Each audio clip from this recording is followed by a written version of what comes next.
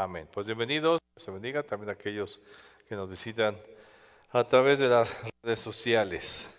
Bueno, pues hemos estado viendo todo este tiempo acerca de la sabiduría, dónde se encuentra. Y hemos estado viendo cómo Dios hizo al mundo y creó todas las cosas y dice la Escritura que la hizo con sabiduría. Él puso sabiduría en toda esta creación. Hemos estado viendo cómo muchas cosas de la creación nos enseñan sabiduría a nosotros que tenemos que adquirirla. Nacemos con un poquito, ¿verdad? Tal vez ciertos instintos que podemos hacer, pero pues la mayoría del conocimiento lo tenemos que adquirir. Tenemos que usar nuestra mente, nuestro tiempo, nuestra memoria, nuestra observación para poder encontrarla y aplicarla. Y entonces poder ver un cambio en nuestra vida. La sabiduría nos ayuda a tomar mejores decisiones y a vivir una vida terrenal pues de una mejor manera. Dios nos dio esta vida, estamos aquí por una razón, como decía Liz, temporalmente, pero pues mientras estamos aquí tenemos que aprovechar y cumplir ese destino que Dios tiene para nosotros, y para poderlo vivir mejor pues requerimos de ese conocimiento, de esa sabiduría. Nunca dejamos de aprender todo el tiempo que vivamos en la tierra. A veces se da que los jóvenes de 15 años o de 18, cuando es la etapa donde se sienten ya muy conocedores y ya hasta quieren ser al papá y a la mamá, ya saben todas las cosas, ya no le pueden decir nada porque él ya tiene la gran experiencia de haber vivido 15 años en la tierra, y pues uno se da cuenta que no es nada. Con el pasar del tiempo, pues seguimos aprendiendo, y de por sí cada día tiene su conocimiento, ¿verdad? Sus cosas. Como dijo el Señor Jesús, cada día basa su propio afán, o sea, cada día tiene sus circunstancias, sus problemáticas, sus bendiciones, la toma de decisiones, y pues cada día tenemos que aplicarla. Todos los días tenemos que tomar decisiones. No puedo decir, bueno, como ya he tomado tantas durante tantos años, pues hoy toda esa experiencia y conocimiento me vayan a ayudar a poder tomar sabias decisiones. No, tenemos que seguir aprendiendo, tenemos que seguir observando, tenemos que seguir estudiando y entender qué decisión, cómo aplicar sabiduría en cada decisión. Y todo este conocimiento sabio que vamos adquiriendo a lo largo de la vida, porque pues vamos acumulando un montón de conocimiento. O sea, sí, no sé lo mismo que sabía cuando tenía 15 años, pero aún me falta mucho por saber. Pero sí hemos adquirido a lo largo de la vida. Y Job, un hombre que pues tiene una experiencia muy fuerte de parte de Dios para conocerle. Él explica algo acerca de la sabiduría, y él resume que la sabiduría, resume en algo, hay algo que resume todo este conocimiento, a dónde se encuentra finalmente todo ese conocimiento sabio. Y te invito a que abras la escritura en Job capítulo 28, verso 23. Entonces, todo este conocimiento de la sabiduría, ¿para qué nos sirve? ¿Cuál es el principio? ¿Cuál es el fundamento de esa sabiduría que podemos ejercer día con día? Y yo creo que también la podremos ejercer a lo largo de la eternidad. Dice así Job, capítulo 28, verso 23. Dios, hablando de la sabiduría, Job dice, Dios entiende el camino de ella, de la sabiduría, y conoce su lugar, porque él mira hasta los fines de la tierra y ve cuánto hay cuánto hay debajo de los cielos. Al dar peso al viento y poner las aguas por medida, cuando él dio la ley de la lluvia y camino al relámpago de los truenos, entonces él la veía. Y sí, pues vemos todo este universo inmenso que el hombre pues puede ver solamente un poquito con sus grandes telescopios, se encuentra lleno de sabiduría, todo está perfecto, todo está calculado, todo está medido. Y eso porque Dios lo hizo de esa manera. Verso 27, entonces la veía él y la manifestaba. La preparó y la descubrió también. Y le dijo Dios al hombre algo. O sea, él creó las cosas con sabiduría, la puso ahí en todas las cosas. Y una vez que ya puso esa sabiduría, como lo veíamos en los animales, en las calles, en los ancianos, en la humildad, en todas estas cosas, dice que Dios le dijo al hombre, he aquí, Dios mismo lo dice, he aquí el temor del Señor es la sabiduría. Si podemos resumir la sabiduría en algo es el temor a Dios. La sabiduría se encuentra en el temor al Señor y el apartarse del mal, la inteligencia. Entonces, la sabiduría es el temor a Dios, es el principio de la sabiduría. Por ejemplo, leemos, te invito a que abras tu Biblia en Proverbios capítulo 9, verso 10. Y dice así, Proverbios 9:10, el temor de Jehová es el principio de la sabiduría. Y el conocimiento del Santísimo es la inteligencia, porque por mí se aumentarán tus días, o sea, por la sabiduría, y años de vida se te añadirán. O sea, la sabiduría nos ayuda a vivir largamente. Y si fueres sabio, para ti lo serás. La sabiduría nos va a ayudar de manera personal. Y si fueres escarnecedor, pues pagarás tú solo, pues es de manera también personal las consecuencias del pecado. Entonces, el principio, el fundamento, la esencia de la sabiduría, de todo ese conocimiento, la inteligencia, el poder responder bien, el poder tomar una sabia decisión, el poder responder correctamente a los padres, el poder hacer cosas bien, el poder construir algo, el poder hacer algo bien, pues todo eso se fundamenta en el temor a Dios, el temerle a Dios. Ahora, hablar del temor de Dios, y lo han escuchado otra vez ustedes, podemos hablarlo de dos maneras. Muchos hablan del temor de Dios como algo reverente y respetuoso. Eso es temer a Dios, tenerle respeto y honor a Dios. Pero también el temor a Dios significa terror y espanto. El primer temor es la admiración a su grandeza. O sea, cuando nosotros empezamos a entender a Dios, vemos todo este universo, un poquito a través de la palabra, entender su grandeza, su poder, su magnificencia, cuando hablamos del amor de Dios, su hermosura, y nos asombra su majestad y su poder, ¿verdad? Que Él puede hacer todas las cosas. Entonces, al ver esa grandeza de Dios, al ver esa inmensidad de nuestro Dios, que no es comparable a ninguna luz, a ningún animal, ni a las estrellas, ni a las galaxias, nada de lo creado puede describir o puede compararse a la grandeza de Dios, y aún nos faltan palabras para poder describir su grandeza y su poderío.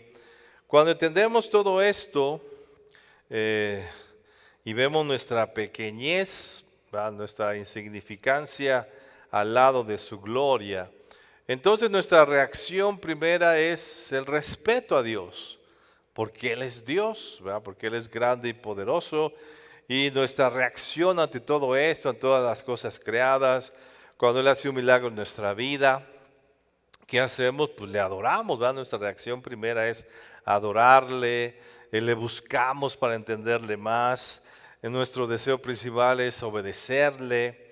Entonces entra un temor reverencial hacia Dios, ¿vale? Le respetamos por su grandeza. Hay un ejemplo muy claro cuando Dios se le presenta al pueblo de Israel y le dice a Moisés, bueno, tráeme al pueblo, que se acerquen a cierta distancia del monte donde yo les voy a hablar.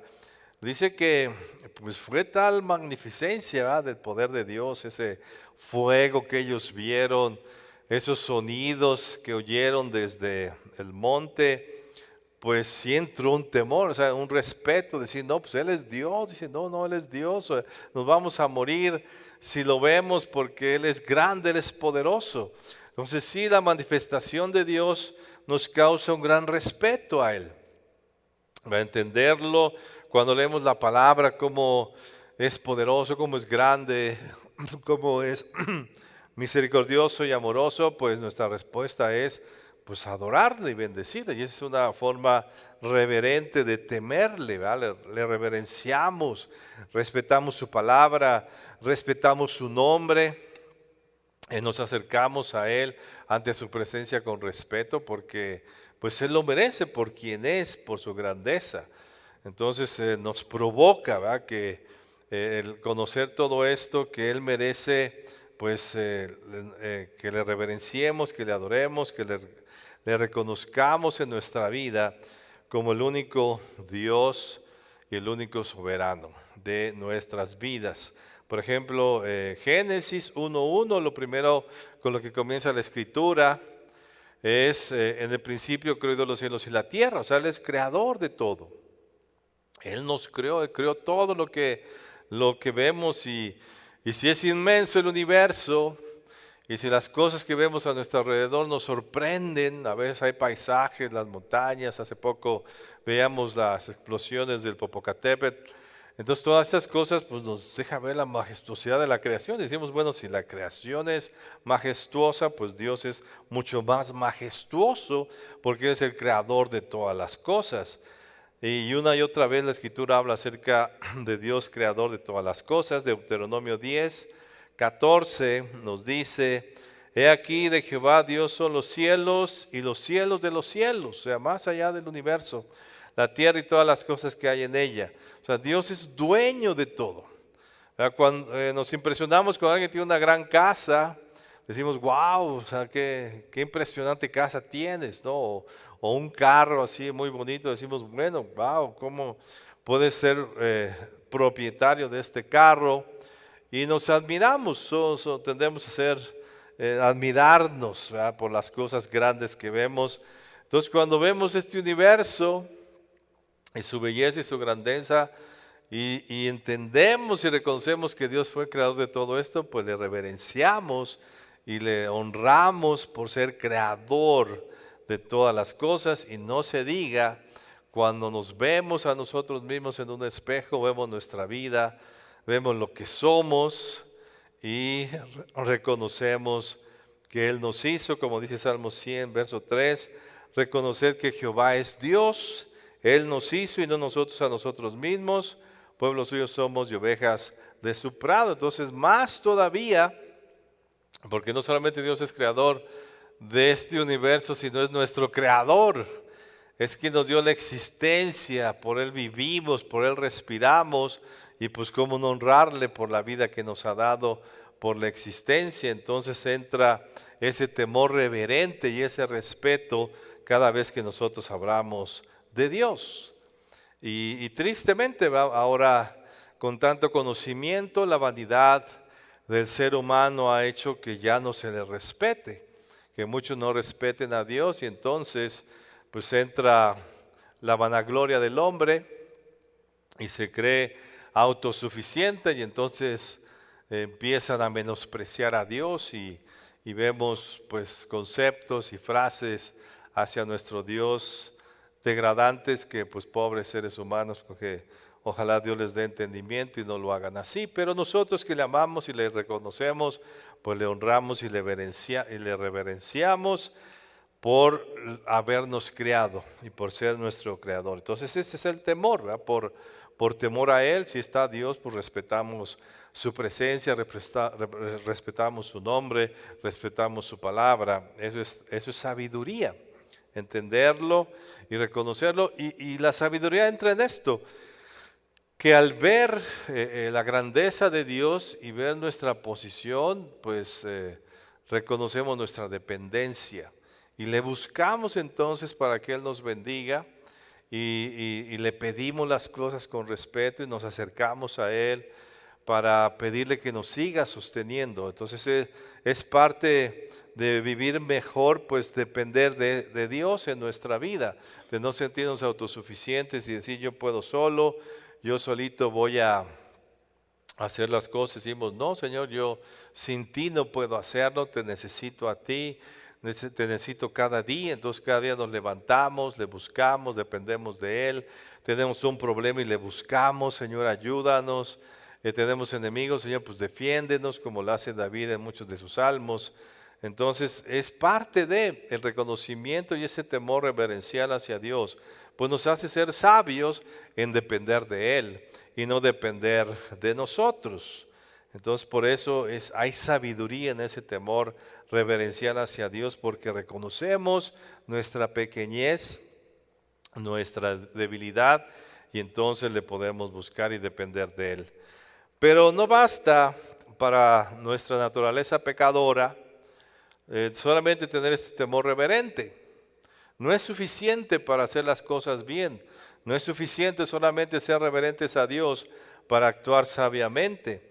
Vemos en la Escritura muchos personajes que reverenciaron a Dios y honraban a Dios, y sus expresiones, su vida representaba ese respeto hacia Dios, pero que aún así, a pesar de ese respeto reverencial o ese temor reverencial hacia Dios, pues cometieron pecado. Uno de ellos es David. Vemos sus hermosos salmos, vemos cómo se preocupaba por la presencia de Dios, cómo honraba a Dios, cómo creía en Él, cómo cuando estaba Goliat, él se frustró de cómo pues no entendían que Dios era más grande que ese Goliat, y tantos salmos y tantas expresiones de respeto que tiene David hacia Dios. Pero sin embargo, él manda matar a Urías, uno de sus 30 mejores guerreros. ¿Por qué lo hace? Por una mujer, por su esposa. Abraham, un hombre que también respeta a Dios, que le conoce, que le obedece, que deja su parentela, se mete ahí a obedecer a Dios y se va a algo nuevo que no conocía, porque Dios le había dicho que saliera de su parentela. Vemos el respeto que tiene hacia Dios, tiene pláticas con Dios, y sin embargo, él mintió, y mintió por miedo. O Elías, un hombre que hizo bajar fuego del cielo, respetó a Dios, honró a Dios delante de los sacerdotes del otro Dios, y sin embargo después de eso él se va y se esconde porque tiene miedo. O el rey Asa, que era un hombre que hizo grandes reformas, buscó a Dios e hizo todo lo contrario a su padre. Y cuando se enferma, dice la Escritura que en lugar de buscar a Dios, busca a los médicos de otros dioses. El rey Salomón, que tiene una conversación con Dios, que le pide a Dios sabiduría, no le pide riqueza, no le pide a sus enemigos, le hace un gran templo a Dios, lo honra con esa grandeza de ese templo, y sin embargo en el final de sus días adora a otros dioses.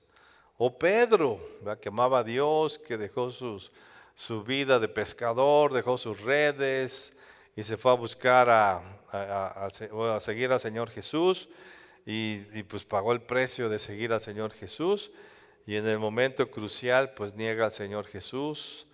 Entonces, pues sí, vemos que no es suficiente el respeto o el temor reverente para actuar nosotros sabiamente, porque nosotros tenemos una naturaleza pecadora, que tendemos más al mal que al bien. El temor al terror o al espanto o a las consecuencias nos permite o nos ayuda a alejarnos del pecado, porque vemos las consecuencias que nos causa el pecado. Entonces la Escritura una y otra vez va a mencionar las grandes y las terribles consecuencias del pecado. Y una y otra vez dice Dios, mira, si tú haces tal cosa te va a ir pero mal. Vas a sufrir, va a haber terror, espanto, destrucción. La gente te va a mirar y se va a asombrar y se va a espantar de las consecuencias del pecado. Es una y otra vez. Se lo dijo Dios en el Antiguo Testamento al pueblo de Israel, y en el Nuevo Testamento también se nos dicen esas consecuencias. Entonces a Dios también debemos tenerle un temor de espanto, porque Dios es grande y Dios sí castiga. Esa famosa expresión de que es que Dios es tan bueno que cómo nos va a castigar. Pues Dios sí castiga, porque si no hubiera castigo, no hubiera reprensión, pecaríamos más de lo que ya pecamos. Que Dios es misericordioso y no nos paga conforme a nuestro pecado, pero sí hay consecuencias. Y habrá una gran consecuencia al final de los días de la tierra, y va a ser un gran terror y espanto. Miren, vamos a Jeremías capítulo 44, verso 22. Si alguien me pasa mi botella de agua, por favor. Jeremías 44, 22. ¿Y qué dice aquí la escritura? Jeremías 44, 22. Y vean, gracias. Y vean aquí Dios hablándole al pueblo de Israel cuando está a punto ya de tanto pecado. Dios ya trajo juicio, y un gran juicio al pueblo de Israel, que iban a perder la tierra prometida. Dice Jeremías 44, 22. Y no pudo sufrirlo más Jehová, o sea, no pudo soportarlo más, a causa de la maldad de vuestras obras, a causa de las abominaciones que habías hecho. Por tanto, vuestra tierra fue puesta en asolamiento, en espanto y en maldición, hasta quedar sin morador, como está hasta hoy. O sea, si hubo consecuencias desastrosas, espantosas y terribles. El pecado trae consecuencias espantosas a nuestras vidas, terríficas, terribles.